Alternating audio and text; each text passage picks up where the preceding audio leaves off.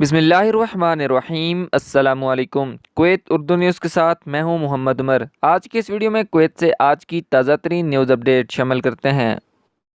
خبر ہے کہ ماں نے اپنے بچے کو قتل کر کے گمشدگی کی رپورٹ درج کروا دی۔ تفصیلات کے مطابق وزارت داخلہ نے بتایا ہے کہ مغربی عبداللہ المبارک کے علاقے میں قاتل کی جانب سے دانستہ طور پر دفن ایک بچے کی گلی سڑی ہوئی لاش ملی ہے۔ اس کے علاوہ بچے کی گمشدگی کی رپورٹ بھی درج کروائی گئی تھی۔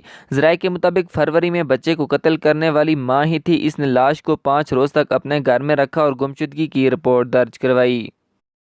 اگلی خبر کی جانب بڑھتے ہیں کہ کویت میں بیکاریوں اور غیر قانونی تارکین وطن کو گرفتار کر لیا گیا ہے۔ دارالحکومت اور جیرہ گورنریٹ میں وزارت داخلہ نے روزگار اور رہائش سے متعلق قوانین کی خلاف ورزی کرنے پر 9 غیر ملکیوں کو گرفتار کیا ہے، جن میں سے مختلف کمیٹوں کے 4 بیکاری بھی شامل ہیں۔ ان کی اطلاع متعلقہ حکام کو دے دی گئی ہے تاکہ وہ ان کے خلاف مناسب قانونی کارروائی کر سکیں۔ اگلی خبر کی جانب بڑھتے ہیں کہ کویت شہری ہوابازی کے ڈائریکٹوریٹ جنرل نے ہوائی سفر کے ساتھ بہترین رفتار برقرار رکھنے کے منصوبے کے حصے کے طور پر کویت کے بین الاقوامی ہوائی اڈے پر مسافروں اور زائرین کے اطمینان کی پیمائش کے لیے ایک نئی سروس کا آغاز کیا ہے۔ کویت کے بین الاقوامی ہوائی اڈے کے امور کے ڈپٹی ڈائریکٹر جنرل صالح الفداغی نے روزنامہ کو بتایا ہے کہ نئی سروس کا مقصد مسافروں اور ہوائی اڈے پر آنے والوں کے مشاہدات پر نظر رکھنا اور تمام منفی مثبت پہلوؤں کو جاننا ہے۔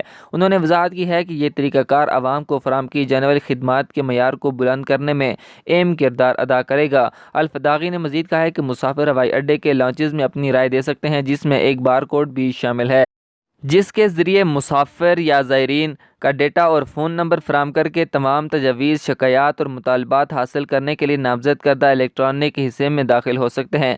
آسان مواصلات اور خدمات کی فراہمی کو آسان بنانے کے لیے یہ طریقہ کار جاری کیا گیا ہے۔